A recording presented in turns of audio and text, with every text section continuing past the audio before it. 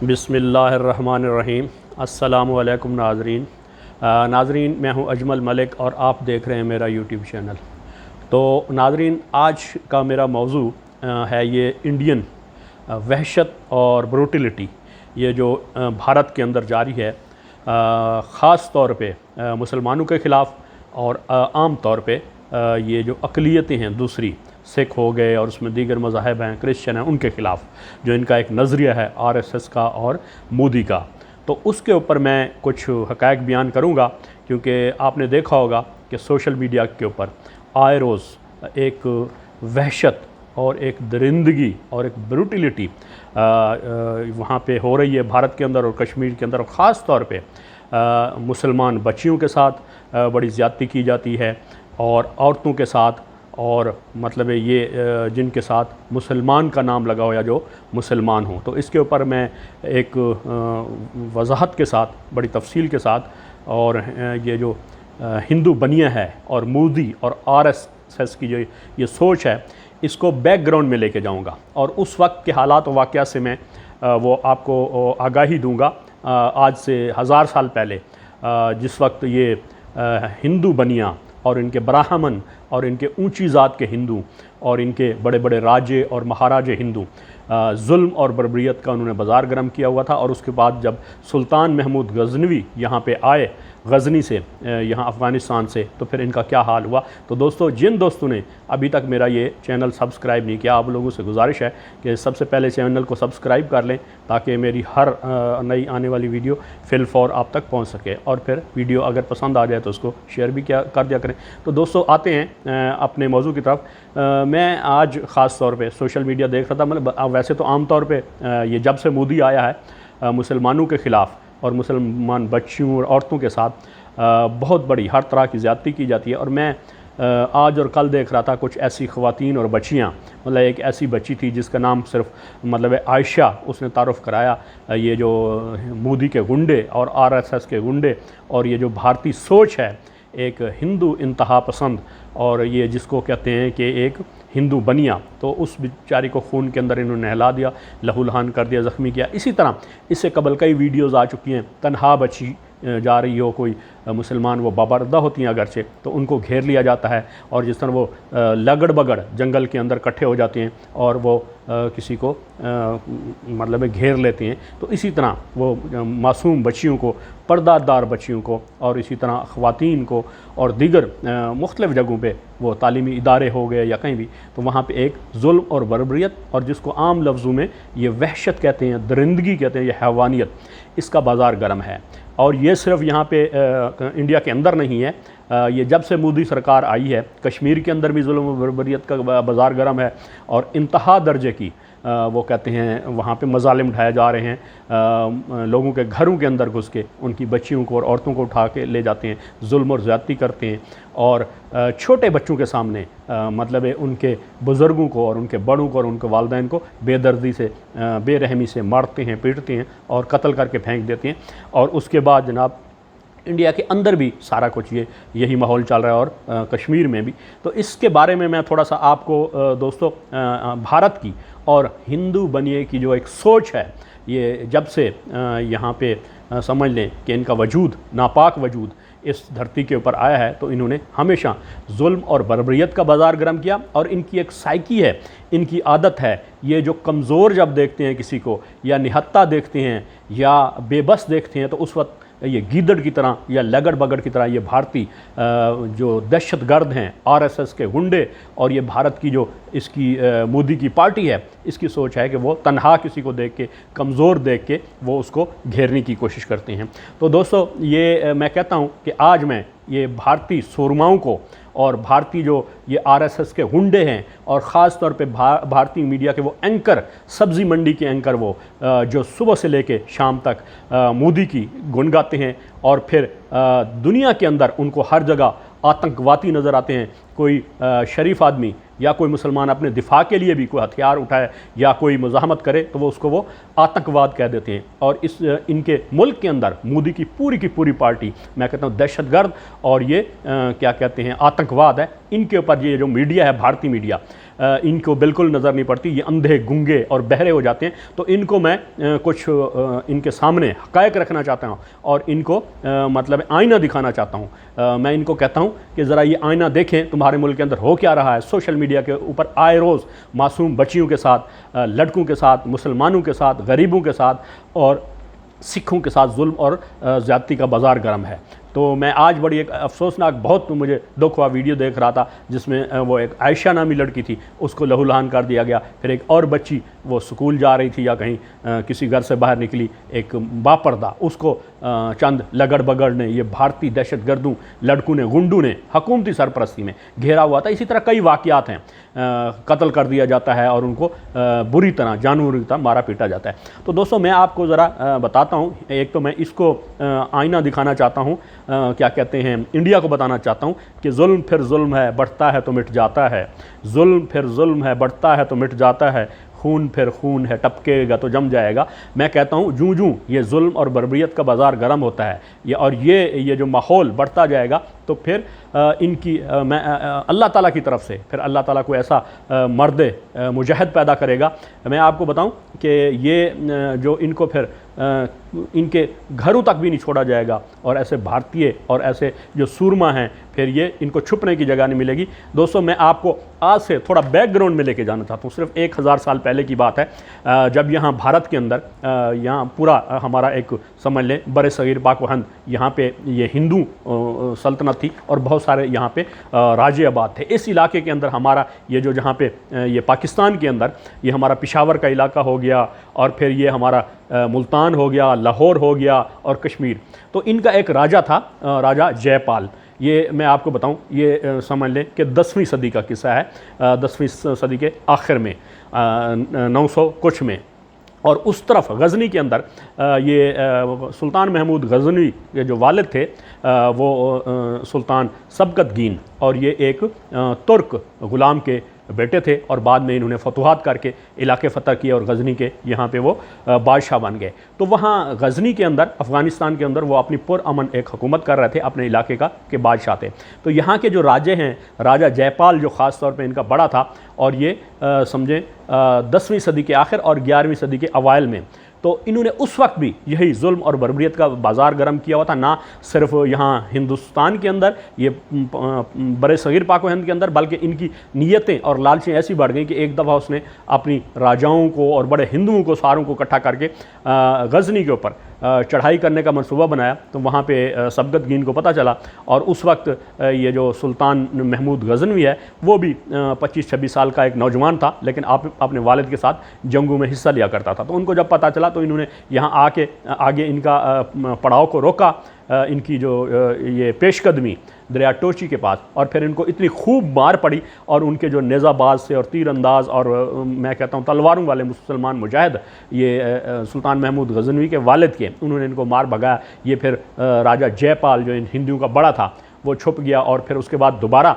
इसने वहाँ हमला करने की कोशिश की। तो फिर दोबारा यहाँ पिशावर के पास, यहाँ पे जनाब अली इसको कैद भी कर लिया गया। इसके 5000 क्या कहते हैं फ़ौजी वो मार दिए गए और ये ख़ुद पूरे ख़ानदान के साथ ये यहाँ पे कैद हो गया। और सुल्तान महमूद गज़नवी उस वक्त हुकूमत संभाल चुके थे, उनका पहला या दूसरा साल था। और उसके बाद फिर ये हुआ कि इसने जनाब अली इन्होंने 2.5 लाख दिरहम और हाथी और दे के बड़ी जान छुड़ाई। कहने का मतलब है जब इनके सामने कोई इनको मुजाहिद तक कर जाए तो फिर ये पाँव भी पड़ जाते हैं। ये हिंदू बनिए की शुरू से आदत है। इसके बाद फिर ये यहाँ पे जो वादे वईद करके गए तो उसके बाद फिर वहाँ जाके पीछे जब ये दे हिंद में पहुँचे, ये अपनी हुकूमत और सल्तनत को दे हिंद कहते थे, वहाँ उनसे मुकर गए। फिर सुल्तान महमूद गज़नवी ने इनके ऊपर चढ़ाई की। अलगर्ज सुल्तान महमूद गज़नवी ने इनके ऊपर 17 हमले किए। लोग तो कहते हैं सिर्फ सोमनाथ के मंदिर को फतह करने के लिए 17 हमले किए, नहीं, सुल्तान महमूद गजनवी ने हर साल एक इरादा कर लिया था। जब उसने अपने वालिद के दौरे आखिरी वक्त में देखा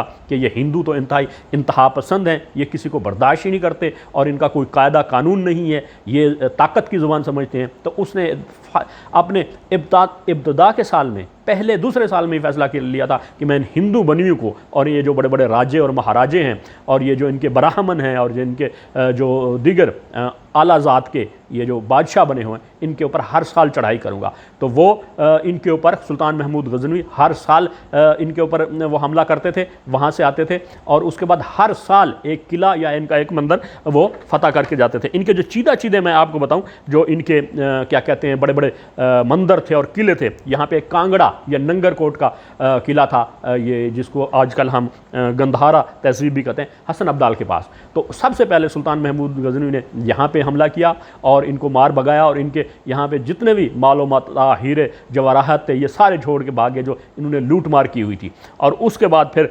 दोबारा 1 साल बाद या 2 साल बाद सुल्तान महमूद ने ये एक नंदना का एक किला है, यहाँ पे जब हम मोटरवे पे लाहौर इस्लामाबाद के दरमियान ट्रैवल करते हैं तो जिसको हम कोहे नमक या साल्ट रेंज कहते हैं, इससे राइट साइड पे चूहा सैदन का एक बोर्ड लगा हुआ है। अगर आप अंदर सफ़र करें तो वहाँ पे एक पुराना किले के आसार मौजूद हैं। ये भी हिंदुओं का किला था नंदना। तो इसके ऊपर सुल्तान महमूद ने अगले 2-3 साल बाद चढ़ाई की और इनके जो हिंदुस्तान से, वहाँ गुजरात से और क्या कहते हैं सोमनाथ के इलाके से और वहाँ से अन्नलवाड़ा से लोग आए हुए थे राज्य लड़ाई के लिए, तो उनको कैद किया और 5-5, 10-10 साल ये कैद काट के गए। और फिर इनको खबर पहुँच गई और इनके कई और ऐसे ये किले थे जिसको इन्होंने ग्वालियर का एक बहुत बड़ा वहाँ इनकी स्टेट थी और हुकूमत थी। इसी तरह कालंजर, कनूज और अन्नलहाड़ा वगैरह, जिसमें ये सोमनाथ का जिस शहर में मंदिर भी है। तो कहने का मतलब है कि सुल्तान महमूद गजनवी ने जब आखिरी सुल्तान महमूद गजनवी की जो ज़िंदगी है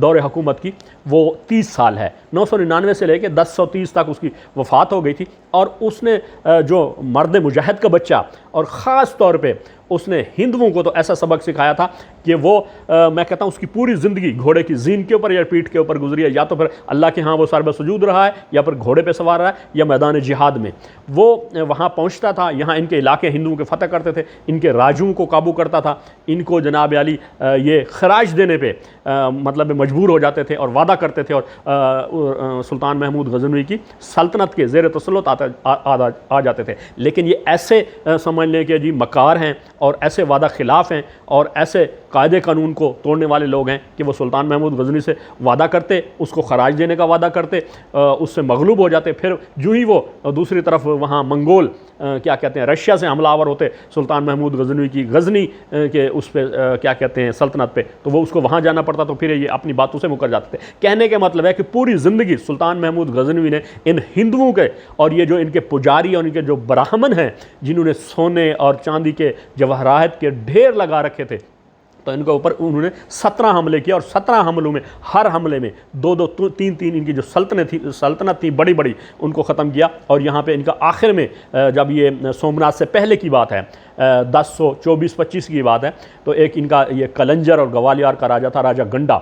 उसने पूरे हिंदुस्तान हिंदुओं को इकट्ठा कर लिया और उसने जनाब तमाम तर वसाइल, तमाम तर जंगी हाथी, घोड़े, नेज़ाबाज, लाखों की उसकी फ़ौज थी। लेकिन सुल्तान महमूद गजनी के पास उस वक्त सिर्फ 25,000 की फ़ौज थी। और ये उस वक्त इनका ये आलम था कि इनकी जो औरतें हैं और इनके बच्चों की जो माएँ हैं वो बच्चों को डरा के सुलाती थी। जब वो कोई बच्चा सो नहीं हो रहा होता था हिंदू बच्चा, तो वो कहते थे सुल्तान गजनवी आ रहा है, सुल्तान महमूद गजनी। तो वो इतना खौफ और हैबत इनके ऊपर तारी थी। और ये यहाँ से शुरू होते पेशावर से लेके मुल्तान से और सिमटते सिमटते ये वहाँ गुजरात तक, इसको आखिर में ये जो अन्नलवाड़ा का एक इनका इलाका था जिसके अंदर ये इसको कहते हैं सोमनाथ का मंदिर वाक़ था। तो सारे इन राजे महाराजों को हिंदू को मार मार के इनको इकट्ठा करके वहाँ पे इकट्ठे हुए। और आखिर में जो सोमनाथ का मंदिर ये 1026 को सुल्तान महमूद गजनवी ने हमला किया और उसके बाद उस सोमनाथ के मंदिर के अंदर तमाम तर राजे महाराजे जमा हो चुके थे। और उसमें उस वक्त इनका जोम था और बड़ी ये समझ रहे थे कि अब तो हम यहाँ पे हमारी पूरी जो ताकत है वो यकजा हो गई। और सुल्तान महमूद गजनवी की तो कुल फ़ौज जो है 1 लाख है, आधी से ज़्यादा वहाँ गजनी में और दीगर इलाकों में मसरूफ़ है। लेकिन उस बंदे की प्लानिंग और अल्लाह ताला की ज़ात के ऊपर भरोसा और जिहाद का एक जज्बा सुल्तान महमूद गजनवी के अंदर ऐसा था कि उन्होंने जब यहाँ पे हमला किया अन्नलवाड़ा के इलाके में, ये सोमनाथ के मंदिर के ऊपर, तो 3 दिनों के अंदर उन्होंने किला फतह किया। और जब सुल्तान महमूद गजनवी इनके उस शहर के अंदर दाखिल हुआ तो सारे ये हिंदू डर से, खौफ से ये शहर छोड़ के उस सोमनाथ का एक जो बहुत बड़ा 13 मंजिला बिल्डिंग थी, इमारत थी, और वो उसके सोने और जवाहरात और हीरू से वो उन्होंने अपने वो जो मंदिर था और उसको जो किला था उसको भर रखा था। तो सारे हिंदू, फौजी भी, राजे भी, महाराजे भी, जंगजू भी, इनके घोड़े भी और इनके हाथी भी, सारे वो सोमनाथ के अंदर जमा हो गया। और उन्होंने कहा अब तो यहाँ हमें सुल्तान महमूद एक दफ़ा आए और इसको हम हमेशा हमेशा के लिए ख़त्म कर देंगे। लेकिन सुल्तान महमूद की ये चाल थी, जिस तरह वो कहते हैं ना कि शिकारी जब शिकार करता है तो शिकार को घेर के एक जगह पे लेके आता है। जब वो सुल्तान महमूद उस शहर के अंदर दाखिल हुआ तो वहाँ पे जनाब अल्लाह की तरफ से ऐसा हुआ कि काले बादल आ गए यकदम। अच्छा, और काले बादल जो आए तो वो अंधेरा हो गया, दिन का टाइम था 2 बजे का और रात का समय होने लगा था। तो जो इनके हिंदू ब्राह्मण थे या इनके बड़े बड़े पुजारी थे या जो इनके स्वामी थे, वो अपने लोगों को बताने लगे कि देखिए जी, अब हमारी जो ये सोमनाथ के मंदिर का जो देवता है वो अब इनसे, मुसलमानों से खुद ही बदला ले लेगा, हमें लड़ने की ज़रूरत नहीं है। लेकिन सुल्तान महमूद गजनवी ने अपने सिपाहियों से कहा कि जी अगले दिन, मतलब जुम्मतुल मुबारक था 1026, 7 जनवरी का ये दिन था, तो उसने हमला किया और ऐसे ताबड़तोड़ हमले किए। अगरचे ये सारे वहाँ पे इनकी कुव्वत जमा थी और ऊपर से ये सुल्तान महमूद गजनवी की जो फ़ौज थी उसके ऊपर हर तरह से तीरों से, भालू से, तलवारों से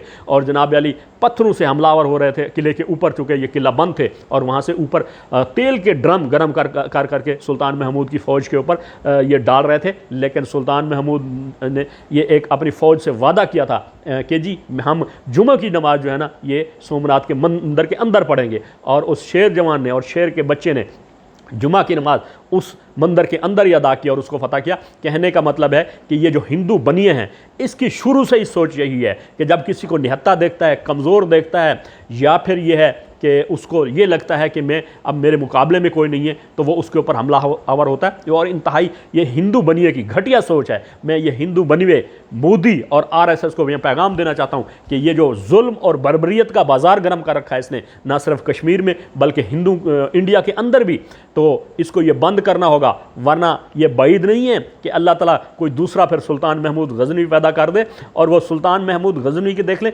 उसको अल्लाह ताला ने हिम्मत और ताकत कितनी दी थी कि जनाब वो ये वहाँ से गजनी से लेके ये जो गुजरात है, ये सोमनाथ का मंदिर है, 2600 किलोमीटर, 2600 किलोमीटर का फासला था। और उसकी जब फौजें चलती थी तो वो मतलब 3 महीने के अंदर, 90 डेज़ के अंदर ये सफ़र तय करके 2600 किलोमीटर और इसके ऊपर हमलावर होते थे। वो मतलब तूफ़ान की तरह आते थे और ऐसे जैसे कहते हैं एक बादो बारह की तरह इनके ऊपर हमलावर होते थे। और ये इनके राज्य और महाराजे और इनके बड़े बड़े हिंदू स्वामी और इनके ब्राह्मण और इनके सारे, मतलब इनके ऊपर हैबत तारी थी और थर थर कांपती थी। तो मैं कहता हूँ कि इनको हिंदू जो बनिए हैं या मोदी की जो सोच है या जिसको RSS की सोच कहते हैं, मैं कहता हूँ अब भी हमारे मुसलमानों को और हमारी हुकूमत को भी इनके साथ यही रवैया रखना चाहिए। मतलब यहाँ जब एक को मुजाहिद अपनी इज़्ज़त और आबरू बचाने के लिए, अपनी जान बचाने के लिए या अपने घर की किसी माँ, बेटी, बहन की इज़्ज़त बचाने के लिए वो हमला आवर होता है या वहाँ पर लड़ाई के लिए तैयार होता है, तो उसको तो ये आतंकवाद कह देते हैं।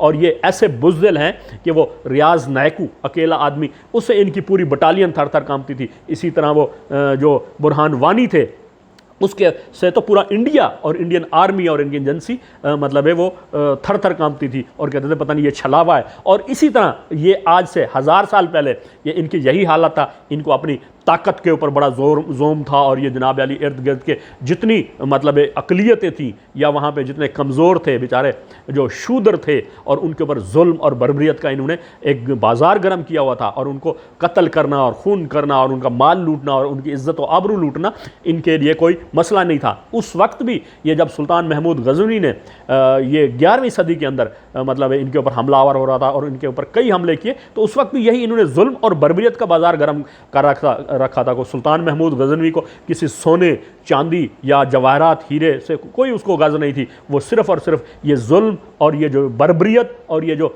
एक निज़ाम था खून और आग का, उसके ख़िलाफ़ उसने ये सारी एक प्लान तैयार किया और जंगी हिकमत अमली तैयार की। उस वक्त भी मुसलमान बच्चियां बेचारी अपनी इज्जत और आबरू बचाने के लिए दरियाओं के अंदर छलांग लगा देती थी, पहाड़ों से कूद के अपनी जान दे देती थी, अपने घरों की छत से कूद के जान दे देती थी, इसलिए कि ये हिंदू बनिए की शुरू से ऐसी सोच है, ये ऐसा घटिया है कि अपने सामने आए हुए ताकतवर से ये कभी नहीं लड़ता। मर्द आदमी का काम है कि ये ताकतवर से लड़े। अगर इसके अंदर इतनी हिम्मत और बहादुरी थी, ताकतवर इतना हो गया है और खित्ते का ये चौधरी बनना चाहता है, ये मोदी और आरएसएस और इसका नजरिया, तो फिर इसको चाइना के साथ लड़ना चाहिए था। चाइना एक तो बेहतरीन शिकार था इनके लिए, लेकिन ये ऐसे ताकतवर के सामने नहीं खड़े हो सकते। ये हिंदू बनिए की सोच ही ऐसी है कि हमेशा कमजोर के ऊपर हमलावर होता है, ताकतवर के सामने तो ये अपने पांव नहीं जमा सकते। तो मैं कहता हूं, अपनी हुकूमत से भी कहता हूं, अपने मुसलमानों से भी कहता हूं कि ये मतलब जितना भी हो सकता है, मतलब सोशल मीडिया पे हो सकता है, मैं कहता हूं मेरे इस पैगाम को,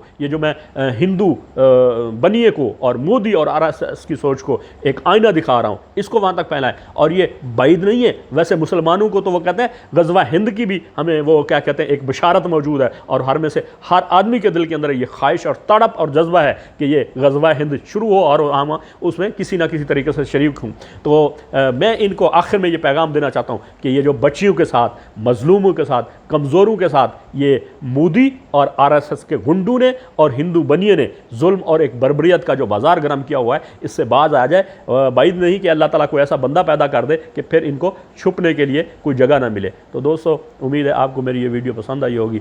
दोस्तों से गुजारिश है कि वीडियो को शेयर भी किया करें और चैनल को सब्सक्राइब भी कर लें।